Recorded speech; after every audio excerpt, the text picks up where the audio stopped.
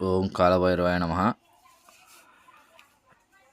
ఈరోజు గోనేడపాలెం శివాలయంలో శ్రీ సంకల్ప సిద్ధేశ్వరీదేవి సమేత సిద్ధేశ్వర స్వామివారి కళ్యాణం రోజు. కళ్యాణం సందర్భంగా స్వామివారు ఊరేగింపుగా ధర్మకర్త గారి ఇంటికి వెళ్ళడం జరుగుతుంది. నేను ముందు వీడియోలో చెప్పాను స్వామివారి కళ్యాణం ఎలా జరుగుతుంది అన్నదే.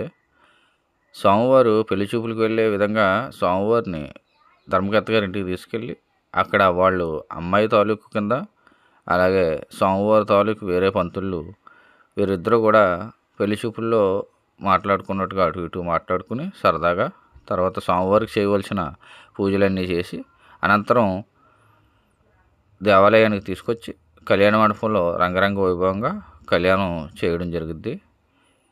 ఇది పెళ్లి చూపులు ఘట్టంగా మేము భావిస్తాం. అలాగే పెళ్లి వీడియో నెక్స్ట్ వీడియోలో పెడతాను. ఓం కాలభైరవాయ నమః.